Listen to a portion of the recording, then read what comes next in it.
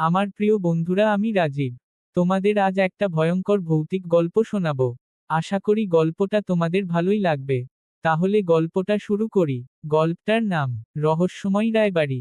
শ্যামপুর গ্রাম চারপাশে ঘন জঙ্গলে ঘেরা, আর সেই জঙ্গলের মধ্যেই দাঁড়িয়ে আছে বিশাল এক পুরনো প্রাসাদ রায়বাড়ি।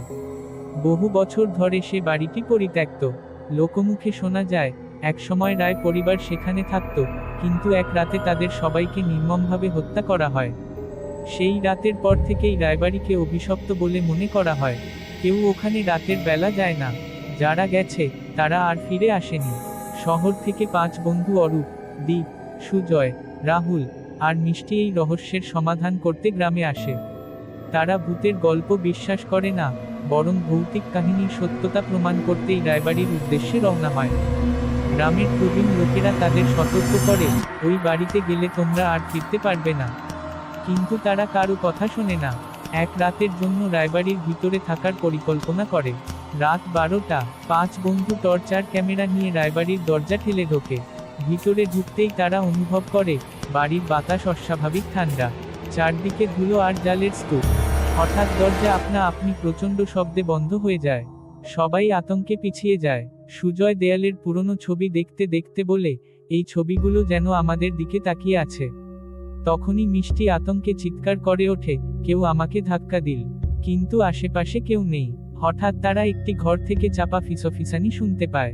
সবাই চুপ করে শোনার চেষ্টা করে। বেরিয়ে যাও, বেরিয়ে যাও। সুজয় ক্যামেরা চালিয়ে সেই দিকেই এগিয়ে যায়। একটা বড় আয়নার সামনে গিয়ে দাঁড়ায়। আর তখনই সে দেখতে পায়, নিজের প্রতিবিম্বের পেছনে একটা কালো ছায়া দাঁড়িয়ে। পরক্ষণেই কাঁচ ভেঙে যায়, আর সেই কালো ছায়া মূর্তি হয়ে বেরিয়ে আসে। তার বিকট লাল চোখ আর বিকৃত হাসি দেখে সবাই আতঙ্কে জমে যায়। দীপ চিৎকার করে ওঠে, দৌড়াও। সবাই দরজার দিকে দৌড়াতে গিয়ে দেখে, দরজাটা আপনা আপনি বন্ধ হয়ে গেছে। সেই ছায়া ধীরে ধীরে তাদের দিকে এগিয়ে আসছে। সুজয় ভয় পেয়ে ক্যামেরা দিয়ে ছবি তুলতেই পুরো বাড়ি কেঁপে ওঠে, আর আলো নিভে যায়।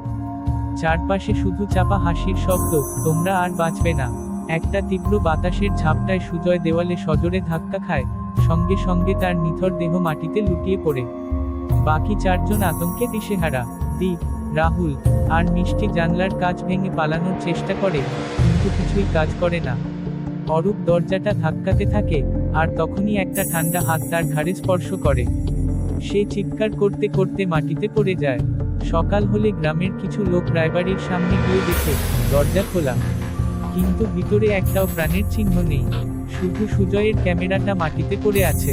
ক্যামেরার মধ্যে শেষ ভিডিওতে দেখা যায় একটি বিকট মুখ হাসছে, আর ফিসফিস করে বলছে, আর কেউ এলে, তারাও আমার মতোই ছায়ার অংশ হয়ে যাবে।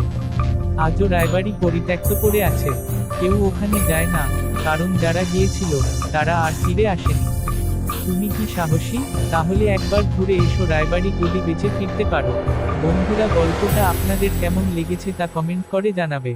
যদি ভালো লেগে থাকে তাহলে অবশ্যই চ্যানেলটা সাবস্ক্রাইব করে দেবেন, যাতে এরকম ভয়ঙ্কর গল্প সবার আগে তুমি শুনতে পারো। একটা লাইক করে দেবে। ধন্যবাদ।